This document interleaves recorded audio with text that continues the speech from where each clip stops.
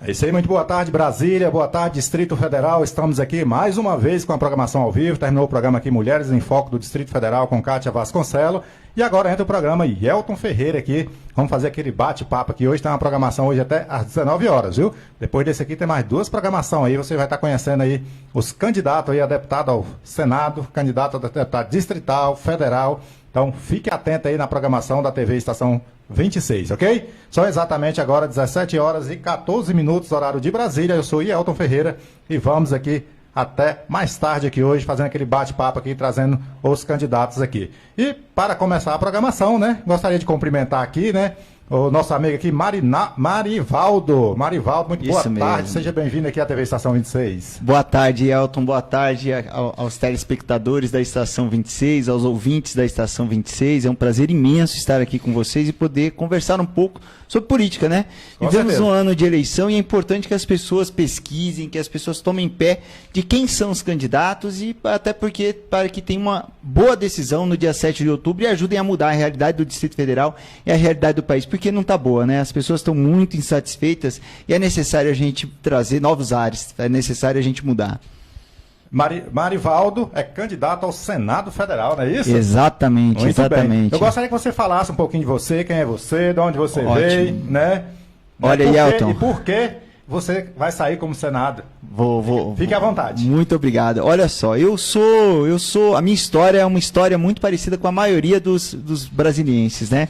Eu sou filho de pais de Correntina, interior da Bahia. Aliás, quero mandar um grande abraço para todo mundo que veio de Correntina e região, para os familiares que estão lá. Quero mandar um grande abraço para todo mundo que é daquela região. Meus pais migraram para cá, meu pai veio para cá para tentar a sorte como pedreiro. Nascemos aqui 4 filhos. Numa crise econômica, migramos para São Paulo, eu tinha 4 anos de idade.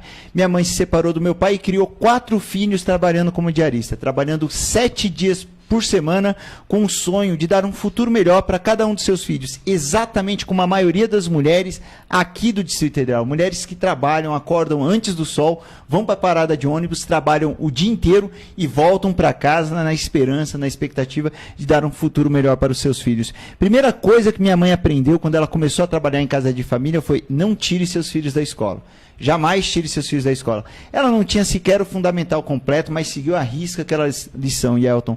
E eu comecei a trabalhar com 9 anos de idade. Fui feirante, fui servente de pedreiro, fui office boy, lavei muito banheiro, mas jamais deixei de estudar. Sempre me mantive estudando.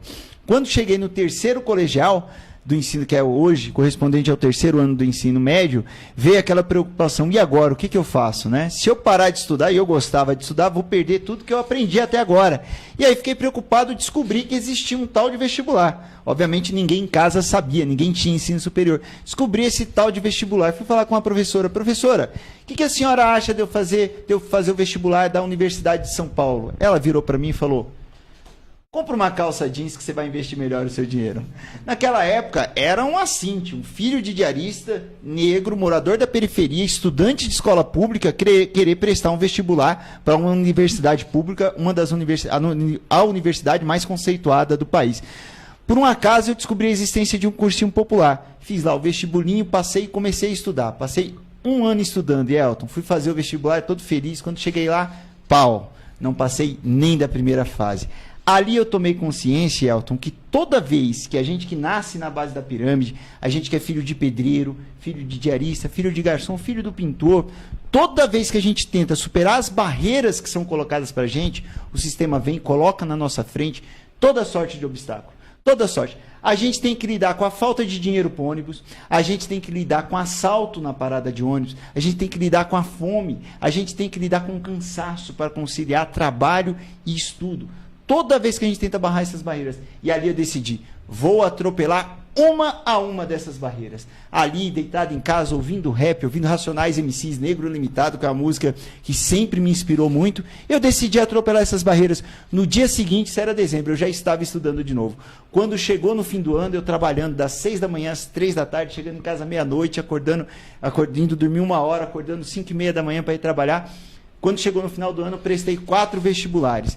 Fiz o vestibular da Unesp, fiz o vestibular da UEL, fiz o vestibular do Mackenzie e o da USP. No da Unesp, primeiro dia, fiz mais de 86% da prova, falei: arregacei, vou passar agora. Quando chegou o segundo dia de prova, estou lá esperando o ônibus. Cadê o ônibus? Cadê o ônibus? Peguei o primeiro, tudo bem, segundo. Rapaz, greve de ônibus, saí correndo no meio da rua pedindo carona, perdi a prova da Unesp. Mas felizmente, no final de tudo, eu passei no vestibular da USP, entrei na universidade pública e minha vida mudou radicalmente. Logo que eu entrei, eu tinha tomado uma decisão de que a minha vida seria dedicada a transformar a realidade daquelas pessoas que vieram da onde eu vim. Ou seja, transformar a realidade de quem nasceu, de quem não nasceu em berço de ouro, de quem tem que trabalhar o mês inteiro para poder pagar suas contas. E eu tomei uma decisão de não trabalhar em escritório de advocacia, eu fui trabalhar com o movimento de moradia. Passei os 5 anos da universidade acompanhando os movimentos de moradia lá do centro de São Paulo, os movimentos de cortiço, os movimentos de favela, e daí advém grande parte da minha formação. Quando deu 2005, eu fui convidado a voltar para Brasília. Me formei em Direito na Universidade de São Paulo, fiz mestrado em Processo Civil e vim trabalhar na reforma do Judiciário. Vim trabalhar com a pauta de acesso à justiça, ou seja, brigando para facilitar o acesso das pessoas ao Poder Judiciário, o acesso à Defensoria Pública, o acesso das pessoas aos meios para resolver toda vez que seus direitos forem violados. Depois da reforma do Judiciário, eu fui para a Casa Civil da Presidência da República, trabalhar na área jurídica, onde eu trabalhei em leis que foram muito importantes para mudar a vida da população. Minha Casa Minha Vida, Bolsa Família, Enem, ProUni, todas essas foram leis que eu trabalhei e que melhoraram muito a vida da população. Lei de acesso à informação, uma lei muito importante para aumentar a transparência pública. Depois disso, eu virei secretário de Reforma do Judiciário. Assumi a Secretaria de Reforma do Judiciário, onde eu trabalhei com acesso à justiça para a população em situação de rua e trabalhei também num programa chamado PP Social. E, Elton, aquela época, isso era 2010, já se dizia, se a gente não levar a política social para as áreas pacificadas pela UPP, a UPP não vai dar certo. E a gente estava trabalhando para levar essas políticas para lá. Infelizmente, as divergências políticas não permitiram que esse programa avançasse. E depois eu virei secretário de Assuntos Legislativos do Ministério da Justiça, trabalhei em leis importantes, inclusive importante aqui para a Estação 26, o Marco Civil da Internet, a chamada Constituição da Internet, primeira lei totalmente construída de modo totalmente participativo no Brasil.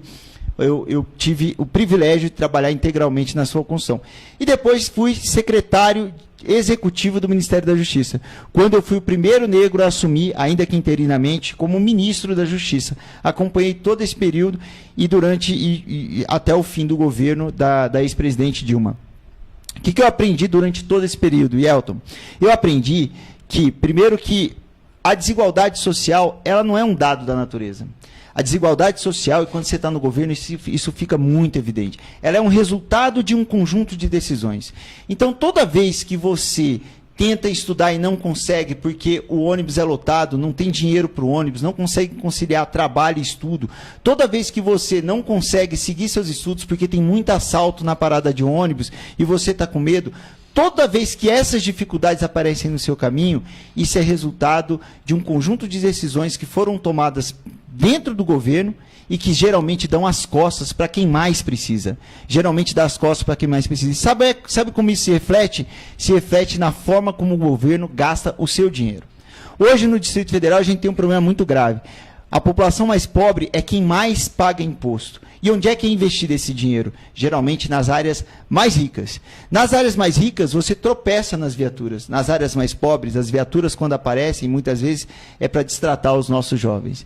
Então, você tem uma distorção do gasto público que faz com que a vida seja muito mais difícil para a população mais pobre. E diante dessa consciência, por saber a importância de ocupar os espaços de decisão para mudar essa realidade, eu decidi me candidatar ao Senado.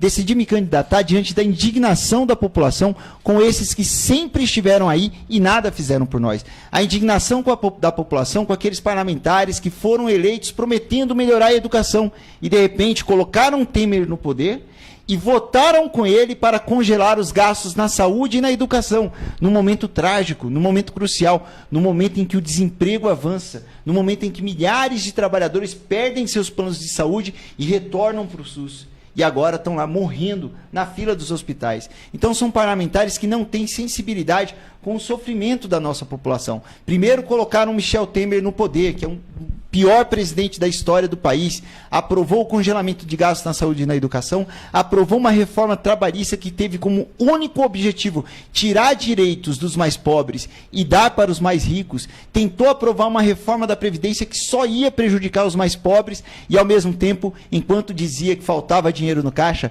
perdoou a rodo bilhões dos grandes devedores da Previdência, dos grandes devedores do governo. Diante desse cenário, eu decidi me lançar candidato, porque eu sei o que é você passar o dia inteiro correndo atrás de emprego e voltar para casa de mão abanando. Eu sei o que é depender do ônibus lotado, eu sei o que é correr do arrastão na parada de ônibus, eu sei o que é enfrentar a fila do posto de saúde. E, ao mesmo tempo, Elton, eu sei o quanto o Estado pode mudar essa realidade, o quanto um senador dedicado, engajado, autêntico e verdadeiro, comprometido com os interesses da grande massa da população, pode transformar essa realidade. E Brasília está carente disso. Nós temos hoje uma das piores representações do país, uma das piores representações do país. O parlamentar entra lá no Congresso Nacional e dá as costas para a população, não aparece jamais, e depois pinta aqui, vota lá a favor da reforma trabalhista, vota a favor do congelamento de gastos na saúde e na educação, iam votar a favor da Previdência. Aliás, não se iluda, eleitor. Esses que estão aí pedindo seu voto para a reeleição, a maioria deles ia votar com Michel Temer pela reforma da Previdência. E se você não tomar cuidado, Temer já anunciou, depois de outubro, ele vai voltar a carga com a reforma da Previdência. E eles não vão mais ter receio de votar esse tema, porque as eleições já terão passado e, muito provavelmente, eles já terão sido reeleitos. E é isso que a gente quer evitar, e é por isso que a gente está lutando. Tenho feito uma campanha, Elton, totalmente financiada com a ajuda de amigos. Tenho o maior financiamento coletivo entre os candidatos ao Legislativo do país, a maior vaquinha virtual. Sabe por quê? Porque as pessoas reconhecem na minha história, na minha trajetória, uma possibilidade de se reencantar com a política. Elas veem a esperança de construir um novo movimento político aqui no Distrito Federal, um movimento político que deixe para trás a política tradicional, que deixe para trás essa política que agora se aproveita do desemprego da nossa população e contrata exércitos de pessoas para ficarem bandeirando no sol quente. Nas principais avenidas do DF. São pessoas que investem milhões em suas campanhas e só Deus sabe como é que vão recuperar isso. Certamente vão recuperar isso dando as costas para a população. Vão recuperar isso ignorando o sofrimento da nossa população. Então a nossa candidatura, a nossa campanha tem esse objetivo. Reencantar as pessoas, devolver a esperança à população do Distrito Federal e mostrar que é possível fazer campanha de modo diferente. E Elton, muita gente provavelmente já me encontrou distribuindo esse panfletinho aqui, ó. Muita gente já me encontrou na parada de ônibus, na rodoviária, nas feiras, nas portas das universidades e já me encontrou olhando no olho no olho, discutindo minhas propostas, falando com o eleitor, porque eu acredito que política se faz assim, olho no olho do eleitor, conversando, mostrando sinceridade, porque eu venho exatamente de onde vem a maioria dos eleitores. A nossa origem é a mesma. E nós somos filhos de imigrantes nordestinos que têm que ralar muito para pagar suas contas no final do mês. É possível a gente mudar a política no DF. É possível colocar no Senado um filho de diarista e tirar de lá esses políticos tradicionais que tanto mal fizeram à nossa população. É possível tirar de lá os meninos de Temer. E eu gostaria de nominar os meninos de Temer. Eu peço que a população analise o que fez Cristóvão Buarque nos últimos 8 anos como senador da República. Peço que avalie como votou Isalci nas principais reformas que o Temer mandou para o Congresso Nacional. São os meninos de Temer. Estão escondendo o Temer. Qualquer hora você vai ser surpreendido com um vídeo do Temer dizendo, agradecendo a eles o apoio que deram a ele. Porque agora, na eleição, está todo mundo escondendo o Temer. O Alckmin está escondendo o Temer, Isalci esconde o Temer, Cristóvão esconde o Temer, o Rosso esconde o Temer, o Fraga esconde o Temer. Todo mundo escondendo o Temer. Ninguém quer se responsabilizar pelo mal que fizeram à população. Não é à toa que ele tem a pior aprovação da história. Temer retirou da população com uma velocidade incrível grande parte dos direitos que nós conquistamos com muita luta desde 1988. E agora é hora da gente dar o troco. No dia 7 de outubro é a nossa grande chance de dar o troco. Não vote em quem votou em Temer. Não vote em quem apoia Temer. Não vote em quem votou pela retirada dos seus direitos, porque é você que está sofrendo essas consequências agora. Vamos colocar gente nova. Vamos colocar alguém que tenha a cara do Brasil. Por isso eu peço o seu voto dia 7 de outubro. Vote para o Senado, Marivaldo 500. É isso aí, muito bem. Estamos aí com o Marivaldo aí, candidato ao Senado Federal. Você está acompanhando aqui, daqui a pouco ele vai estar passando todas as redes sociais para que vocês entrem lá, conheçam todos os projetos dele. E é isso aí, compartilhe o vídeo, você que está aí assistindo a gente aí, compartilhe esse vídeo para que chegue a outras pessoas e também outros vídeos também que a gente tem aí na nossa página da TV Estação 26. Então fique à vontade, é o nosso bate-papo aqui hoje, ele mostrando aqui quem é Marivaldo, né? É isso aí, muito bem. Marivaldo, vamos entrar agora nos detalhezinhos aqui. Vamos. Simples, né? Vamos falar um pouquinho aí da segurança pública do Distrito Federal, né? Que é um dos problemas sérios que está a segurança pública. Delegacia fechada, tá? E muitos problemas aí, muito assalto, muito marido matando mulher. Então, feminicídio. Gostaria que você desse uma explanada aí sobre a segurança pública, do seu ponto de vista. Olha, é necessário que a gente tenha uma reformulação completa da segurança pública no Distrito Federal. É fundamental que as duas polícias passem a trabalhar de modo mais integrado, submetidas a um planejamento único. Sabe? Hoje as duas polícias acabam disputando orçamento aqui no Distrito Federal e vira um caos. Porque uma não fala direito com a outra, e isso coloca em risco, inclusive, o próprio policial, que muitas vezes vai para a rua sem ter todas as informações que deveria ter sobre a ação em que ele está atuando. É necessário que a gente tenha um planejamento integrado. Aliás, o atual secretário tem uma grande experiência nesse tema. Tive a oportunidade de trabalhar com ele e, enfim, ele assumiu apenas recentemente, mas é alguém que tem grande capacidade para cumprir essa tarefa, se realmente for efetivamente empoderado. O problema aqui no Distrito Federal é que o secretário de Segurança muitas vezes não é empoderado como deveria. E sem um secretário de Segurança empoderado, você não consegue integrar as duas polícias. É necessário integrar para que a ação da polícia seja muito mais pautada pela tecnologia, pelo uso de inteligência, por ações que não levem, por ações que não coloquem em risco os policiais, nem o cidadão. Ao mesmo tempo, Elton, é necessário a gente investir pesado na implementação de políticas sociais. Se você pegar, quando eu estava no Ministério da Justiça, a gente promoveu vários estudos que demonstraram que nas localidades onde você tem os maiores índices de violência, é onde você tem as piores escolas, é onde se tem o maior índice de abandono escolar, é onde você tem os professores com a maior carga horária, é onde você tem as escolas mais complexas e as famílias com a pior situação socioeconômica. Isso quer dizer o seguinte, que a falta de oportunidades, ela tem uma correlação direta com os altos índices de violência. É necessário integrarmos à educação políticas de saúde, políticas de assistência social, políticas de cultura e esporte e implementar essas políticas de modo muito intenso nessas localidades onde a gente tem os altos índices de violência, para mudar a cultura, para criar oportunidades e para romper com essa lógica da violência. Não é só polícia que vai resolver o problema da segurança pública. Eu creio que as UPPs, que o país inteiro assistiu o Rio de Janeiro implementar as UPPs.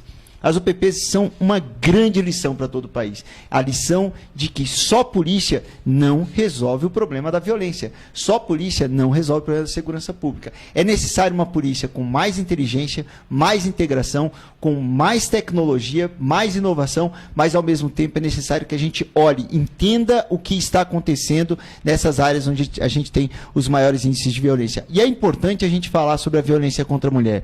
Nós vivemos numa sociedade machista. A gente é criado numa cultura machista. E para a gente romper com isso, a primeira coisa, Elton, é reconhecer que o problema existe. É reconhecer que o problema existe. Infelizmente, a gente vive uma onda no Brasil em que toda vez que não se quer discutir um assunto, alguém vira para você e fala, ih, é mimimi. Ih, é mimimi. O cara não tem argumento, quer fugir, ih, é mimimi. Vamos parar com isso. Vamos debater. A gente é uma sociedade, a gente precisa ter capacidade e condições de estabelecer um diálogo. O governo Temer, logo que assumiu, uma das primeiras coisas que fez foi acabar com a política da Secretaria de Política para as Mulheres. Ele acabou com qualquer política para as mulheres. Aliás, aquela primeira foto do Ministério é muito emblemática. Não tinha mulheres no Ministério. Eram todos homens brancos de políticos tradicionais e não tinha nenhuma mulher. E o orçamento, aconteceu a mesma coisa com o orçamento para essas políticas, acabaram totalmente. A gente tem que investir em delegacias especializadas no atendimento à mulher, a gente tem que olhar com seriedade quando a mulher faz uma denúncia. Quantas mulheres chegam na delegacia, fazem uma denúncia, alguém vira e fala, ih, rapaz, isso aí é briga de marido e mulher, não se mete a colher. E aí o que acontece? Depois essa mulher aparece morta pelo seu companheiro. Briga de marido e mulher, a gente mete a colher Sim, a gente tem que romper com essa onda de feminicídio que a gente tem aqui no Distrito Federal. Para isso a gente tem que reconhecer o problema, para isso a gente tem que reconhecer o machismo da nossa sociedade, para isso a gente tem que se debruçar sobre medidas que impeçam essa violência, que protejam a vida das nossas mulheres, que chefiam a maioria das famílias aqui no Distrito Federal. A maioria das famílias da população mais pobre é chefiada por mulheres. Mulheres como a minha mãe, Elton, que trabalham 7 dias por semana, sonhando com uma única coisa, um futuro melhor para os seus filhos. Elas só sonham com isso, elas só querem um futuro melhor para os seus filhos. Abrem mão do seu lazer, abrem mão de qualquer conforto para ter apenas um futuro, para conseguir apenas um futuro melhor para os seus filhos. Esse é o espírito das mães que que o Estado tem que olhar com mais carinho, tem que dar mais atenção e tem que transformar a realidade delas. É isso aí, muito bem. Vamos agora para a educação, né? Educação, você viu também que a gente tiver uma avaliação péssima aí, né? Avaliação que tivemos aí da educação, não só do Distrito Federal, mas também do Brasil todo. Sim, e o DF tem um dos piores índices. Olha, eu digo, Elton, que o Distrito Federal pode ser um dos melhores lugares para se viver no país. É necessário que a gente acredite nisso. A complexidade geográfica do Distrito Federal é muito menor do que a as outras unidades da federação, e o nosso orçamento é geralmente muito maior do que a maioria das unidades da federação, se você analisar per capita. É possível construir um DF melhor, sobretudo na educação. Se a gente não tiver um olhar melhor para a educação, se a gente não tratar o professor com respeito, se a gente não estabelecer um diálogo franco, direto com os professores, entender as demandas dos professores, legitimar os professores, fortalecer os professores, colocar o aluno como ponto central, colocar a melhoria do aprendizado do aluno como tema central e envolver os professores na construção dessa melhoria, a gente não vai melhorar a educação aqui no Distrito Federal. É necessário valorizar o professor e, ao mesmo tempo, colocar o aluno como ponto central. Há experiências bem-sucedidas no Brasil. O Ceará fez uma revolução na educação, né? O Ceará transformou a educação criando mecanismos de incentivo para todos os profissionais envolvidos na escola. Criou-se mecanismos de incentivo que melhoraram a remuneração de todos os profissionais de acordo com os índices de aprendizado dos alunos. Isso fez com que a escola passasse a trabalhar como um time. E esse time começou a buscar mecanismos que melhorassem o aprendizado do aluno. Começou a brigar para não deixar nenhum aluno para trás.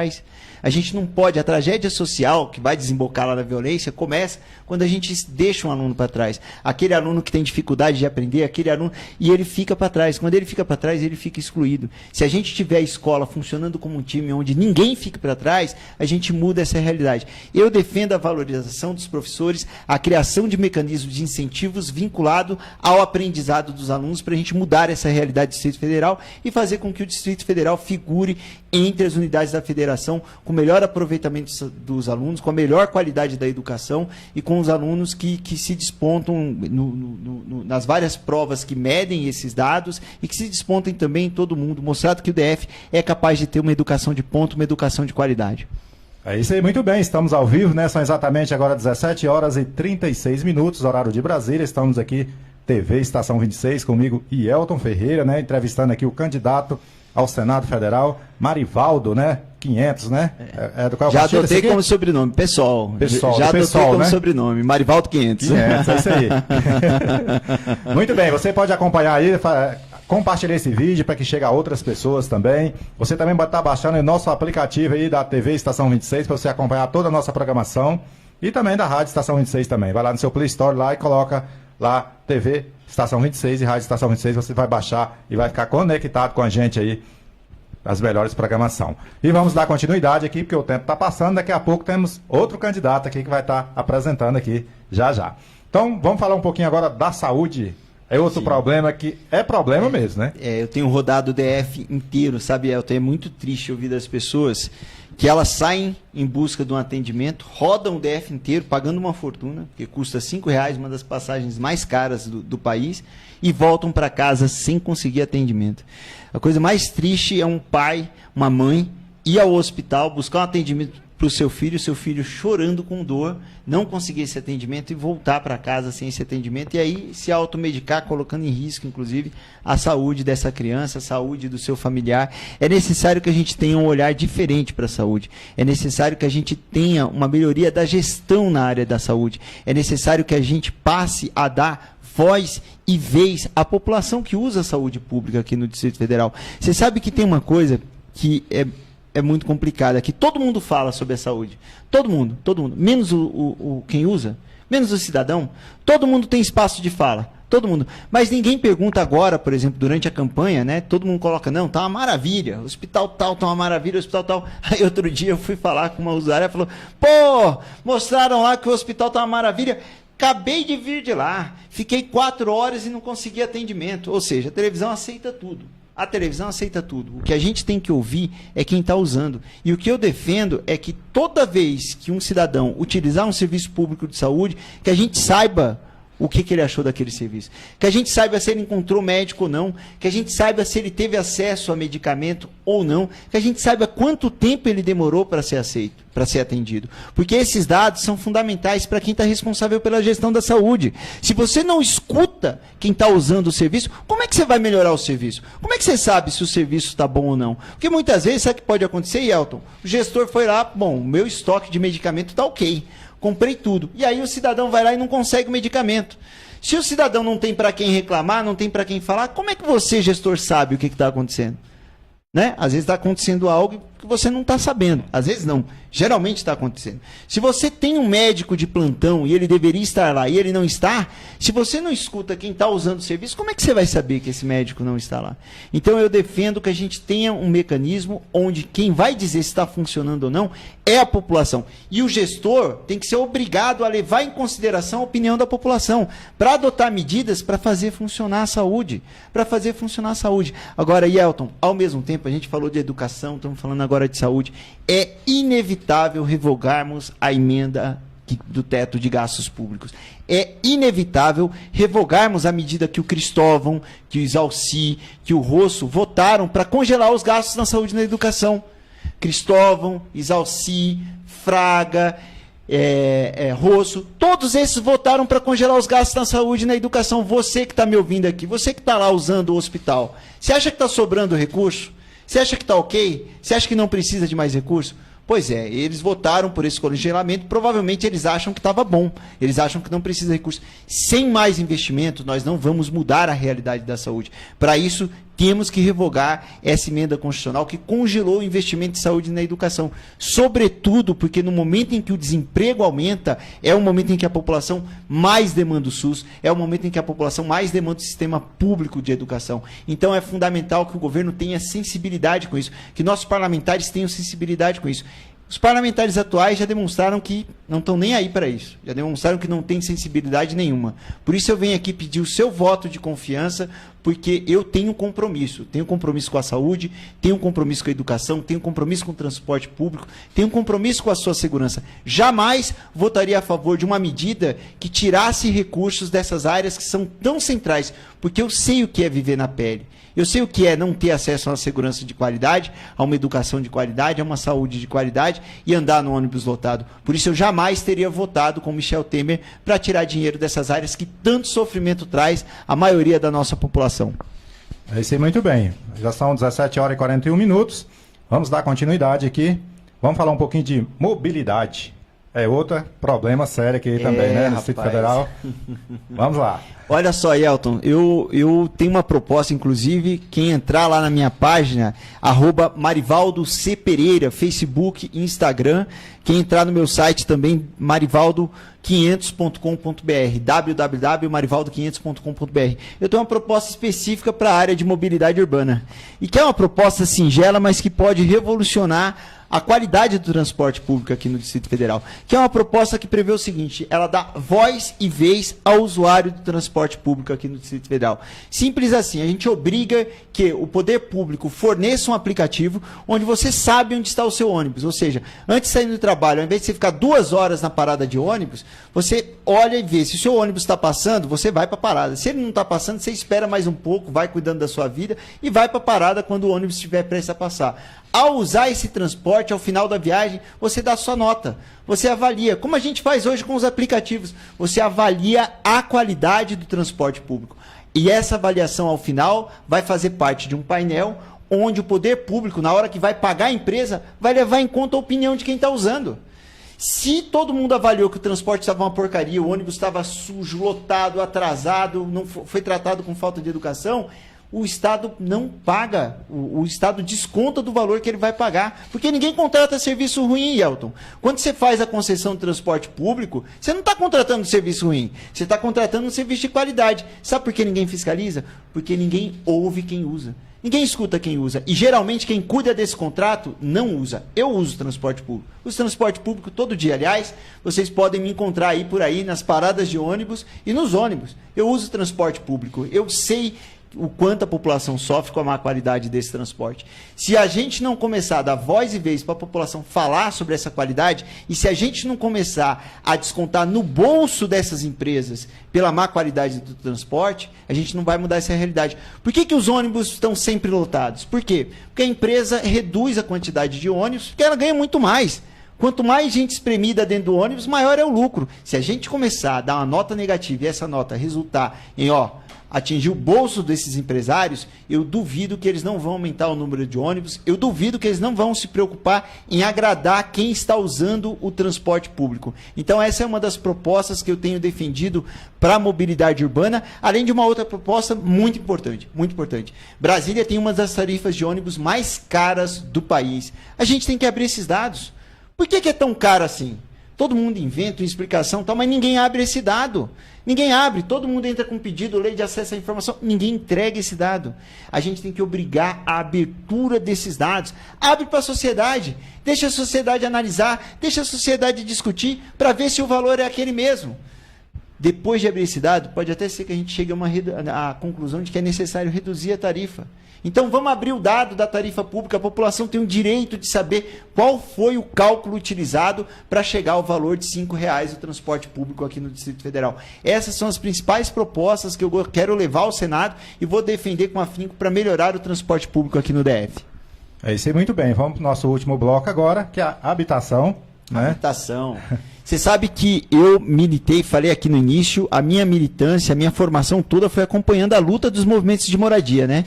Então acompanhei muito a luta dos moradores de cortiço, dos moradores de favelas. A primeira casa que a minha mãe conseguiu comprar foi graças a um movimento de moradia, que conseguiu um terreno, e aí comprou o terreno, e aí construiu, e aí foi lutando durante anos para conseguir regularizar exatamente a situação da maioria dos moradores aqui do Distrito Federal. Olha, a primeira coisa, Elton, que tem que se olhar é o seguinte: não dá para a gente fazer derrubada como a gente faz aqui no Distrito Federal. Não dá para o poder público ignorar o sofrimento de famílias que gastam o dinheiro que não tem para construir ali o seu barraco, para construir ali a sua casa e simplesmente chegar a passar com a máquina por cima e jogar essas famílias na rua. Isso não resolve o problema, porque é problema do Estado também o fato dessas famílias estarem na rua. Não é assim que se resolve o problema. Você simplesmente tirou o problema do lugar e colocou no outro. O Estado tem que olhar para a situação dessas famílias. E eu, durante a minha trajetória, tive o privilégio de trabalhar na construção do Minha Casa Minha Vida, que é o maior programa de construção de moradias da América Latina. E eu defendo que a gente retome o Minha Casa Minha Vida aqui no Distrito Federal, com foco na população de 0 a 3 salários mínimos, com foco na população mais pobre, que é a população que está sendo enganada pelos loteadores irregulares. É a população que está sendo enganada pelos grileiros e que depois sofre na mão da GFIS. Então, acho que a primeira coisa é a gente ter uma política de Estado, uma política aqui no GDF, para a construção de moradias. É algo que ajudaria, inclusive, a retomar a economia aqui no Distrito Federal, emprega muita gente a construção civil e, ao mesmo tempo, realizar o sonho da casa própria de milhares de famílias que aguardam na fila há muito tempo, que estão lá inscritas e aguardam na fila sem ter notícias, sem ter transparência na fila e aguardam isso há muito tempo. Ao mesmo tempo, a gente tem que mudar o modo de atuação da GFIS. Tem que mudar. Não dá para a GFIS falar fino com quem mora, com quem ocupa a beira do largo ou com os ricos que ocupam o espaço público e falar grosso com a população mais pobre. Não dá para a GFIS ignorar, o GDF, ignorar o sofrimento dessas famílias que simplesmente não tem para onde ir. São crianças, são idosos, são mulheres que não têm para onde ir, simplesmente do dia para a noite acordam com a polícia na sua porta, derrubando a sua casa e tem que se virar, tem que ir para a rua. Isso não pode acontecer. toda reintegração, toda remoção tem que ser precedida de um diálogo, tem que ser precedida de uma mediação que diga para onde vão essas famílias, que não coloque em risco as crianças que estão ali. Isso, infelizmente, a gente vê acontecer quase toda semana aqui no Distrito Federal e a gente vai romper com isso. No Senado, vocês terão em mim um senador que estará presente lutando contra isso. Presente, inclusive, fisicamente, porque isso é algo que eu já fiz muito, ajudar a mediar, ajudar a brigar para evitar que essas famílias simplesmente sejam jogadas ao relento. É isso aí, muito bem, chegamos ao final da nossa, que você volte outras vezes, que tem mais coisa pra gente conversar aí, volto, viu? Volto. O tempo é curto, não deu pra gente ter mais detalhes pra gente estar falando. Tem outras programações, que tem um programa do Carlos Roberto, você pode estar vindo também. Ótimo, venho com o maior prazer. Pode marcar uma rodada aí no Mulheres em Foco com Kátia Vasconcelos, né? E é isso aí. É a oportunidade que a gente está dando para todos vocês, candidatos. Antes de ir, queria passar aqui os meus contatos. Posso? Pode sim. Posso. Então, eu queria passar aqui, eu queria dizer, Yelton, como eu disse, a nossa campanha é uma campanha totalmente diferente da política tradicional. Você não vai encontrar um exército do Marivaldo bandeirando pelas ruas, porque o Marivaldo não tem dinheiro. Minha campanha é feita passando chapéu com os meus amigos. E estou tentando tocar uma campanha para o Senado, que é uma campanha cara, uma campanha pesada. E estou tentando tocar usando muita rede social e muita sola de sapato. E você que está nos assistindo pode nos ajudar demais nas redes sociais. Aquele compartilhamento, aquela declaração de voto, aquele envio do nosso material pelo WhatsApp, lá no grupo da família, no grupo do futebol, no grupo dos amigos.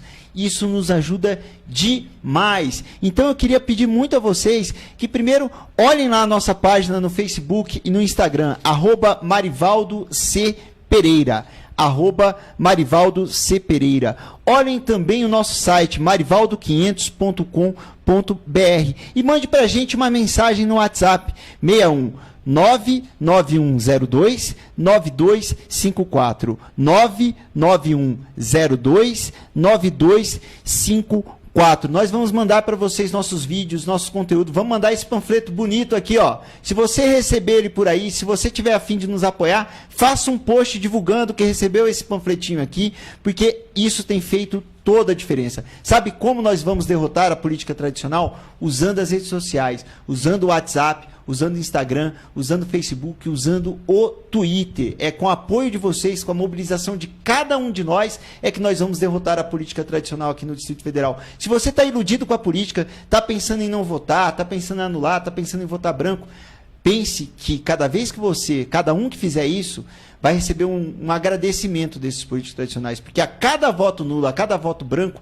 é um voto a menos que eles têm que virar. Então, se você quer realmente incomodá-los, vote no filho da diarista, coloque Marivaldo 500 no Senado Federal e vamos juntos construir uma nova história da política do Distrito Federal, da política do nosso país. E Elton, muito obrigado pelo espaço, obrigado aos telespectadores, aos ouvintes, agradeço demais a oportunidade de estar aqui e eu espero voltar, não apenas nas eleições, mas em outros momentos, para que a gente possa debater temas importantes, temas relevantes para a população do Distrito Federal. Muito bem, eu que agradeço a sua participação aqui. Com certeza vai ter muitos temas para a gente debater aí durante o ano todo, a vida toda, né? A gente pode contar com a gente, né? Que a TV Estação 26 vai dar essa oportunidade para que todos voltem, não só durante o período eleitoral, mas depois as pessoas continuem os debates, trazendo suas propostas, né, que vai ajudar bastante a sociedade. Beleza? Eu que te agradeço. Gostaria que você deixasse uma mensagem final aí, que eu vou ali para a mesa finalizar, e você finaliza aí com a mensagem aí para nossos telespectadores da TV Estação 26. Muito obrigado. Obrigado, Elton. Eu quero dizer que é importante a gente acreditar. Desistir nunca foi opção para gente que veio de uma família pobre, para gente que tem que ralar o mês inteiro para poder pagar nossas contas. Desistir nunca foi uma opção. Por isso a gente tem que acreditar. É possível mudar o Distrito Federal, é possível mudar o país. Vamos nos debruçar, vamos estudar, vamos pesquisar, vamos mudar. A eleição, ela é apenas não é só a eleição que muda a história, mas ela é um momento muito importante. E após as eleições, a gente vai viver um momento muito importante na história do país. As eleições vão definir se esse processo de retirada de direitos empreendido por Michel Temer, junto com Cristóvão, junto com Isalci, junto com Rosso, junto com Fraga, tem continuidade ou se ele vai parar. Se a gente tirar Essas pessoas que estão apoiando o Michel Temer de lá, a gente vai dizer que vai dar um basta a essas reformas. A gente vai dizer que a gente não quer essa reforma trabalhista, que a gente não quer a reforma da Previdência que o Temer quer enfiar goela abaixo da gente. A gente vai dizer que a gente não quer o congelamento de gastos na saúde e na educação. Então, telespectador, ouvinte, acima de tudo, é importante acreditar. E acima de tudo, eu peço o seu voto de confiança. Esse ano, a gente vota em 2 senadores. Eu peço um desses votos. Peço que me dê um desses votos para que a gente comece a mudar o Distrito Federal. Peço o seu voto para a professora Fátima e Queca para mudar a realidade do Distrito Federal, a realidade do GDF. As eleições estão chegando e os grupos tradicionais ameaçam mais uma vez continuar governando o Distrito Federal para fazer o que sempre fizeram, impor sofrimento à nossa população. Professora Fátima e professora Queca estão aí para romper com isso e assumiram esse desafio para desafiar esses grupos tradicionais e tirá-los do poder. Conheçam suas propostas, vote 50 para o GDF, vote 500 para o Senado, vote 50 para os deputados distritais, vote 50 para deputado federal, vote 501 também para o Senado. Você vota 2 vezes. Peço seu voto no 500, peço seu voto no 501, companheiro Chico Santana, e assim vamos começar a construir uma nova história, uma nova era aqui no Distrito Federal. Agradeço demais a atenção de todos vocês, agradeço muito a oportunidade. Vou repetir aqui o meu Facebook e o meu Instagram,